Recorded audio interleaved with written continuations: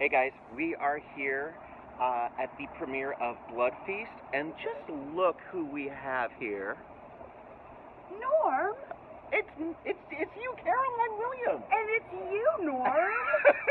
Thank you so much for coming out for Blood Feast. Well, this is a remake of the original. It is, with the blessing of Herschel Gordon Lewis. Herschel actually makes a brief appearance in the film that the fans will love.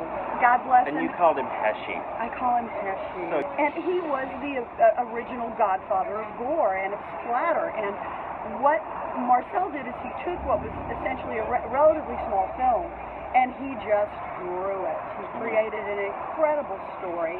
We brought in some wonderful actors, singularly Robert Russler, who I worked opposite in Tales of Halloween.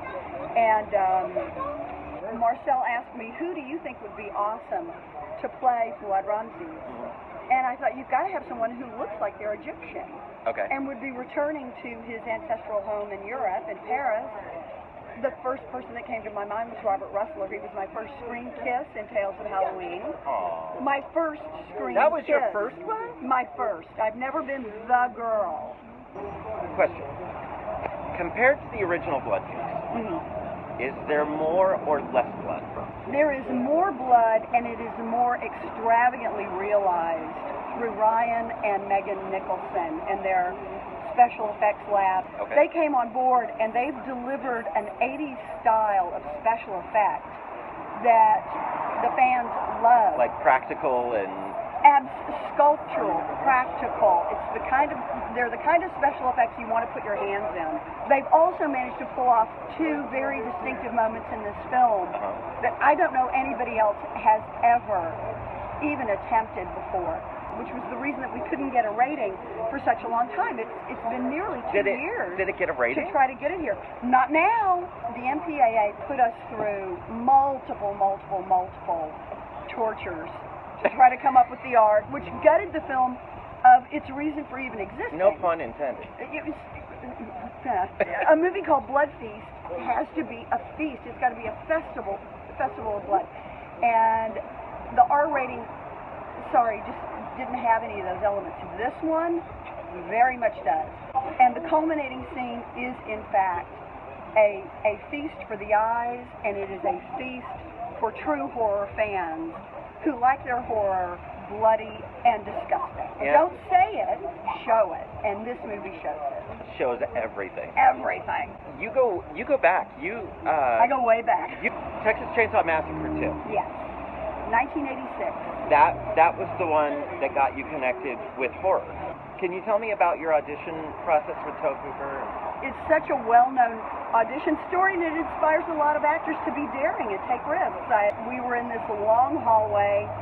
Actresses were going in and out of the audition room, and I just told the casting director, I said, I'm going to walk in working. Just tell them to be prepared for anything. Right. And the pages I was given were not dialogue rich.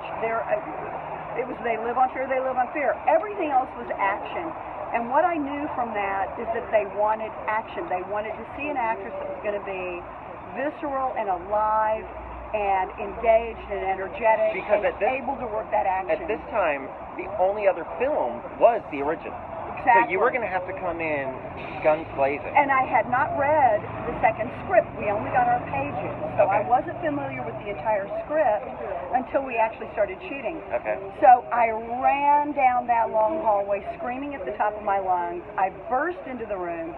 I pulled the chairs out from under Toby and Kit, who were just sitting there not expecting this at all, and I piled them in front of the door to the audition room so they couldn't really go anywhere. And then I backed into the corner of the room saying, they live on fear, they live on fear.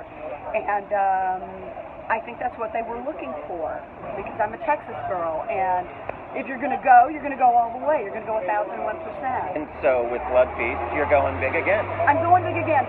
It's the role of Louise Ramses is very deceptive, because it starts out as a very typical mom role, which is sort of thankless and not the most fascinating thing to play, frankly. You spend most of the movie with a look on your face that says, did I put a stamp on that letter? But in this movie, it takes a twist at the end that sets up the blood feast, the literal blood feast. Okay. I think audiences are going to be profoundly disturbed disturbed by what he does. So, what do you have? What do you have coming in the future after this? I've got Greenlight, which is Graham Denman's directorial debut. Graham Denman and Eric Englund got together, and well, actually, Eric specifically got together with Greg London and his wife Pamela. They created a new company called Top Story, which provides funding for first-time, second-time filmmakers trying to make their mark. And Graham and Eric came up with an amazing storyline that is, in fact, a movie within a movie that I think audiences are going to love. You've got a lot going on. We're about to go see the film. I cannot wait to see it. You're going to love it. So, tell me when Blood Feast comes out. Does it have a release date, or are you going to hit festivals? Yes, we do. We open wide Friday the 13th across the country. So, for those of you who like your horror, unrated, director's cut, and you want an alternative to the PG-13 films that are going to be coming out on Friday the 13th, come see Blood Feast. You'll love it. It's going to be good. Okay, let's go watch.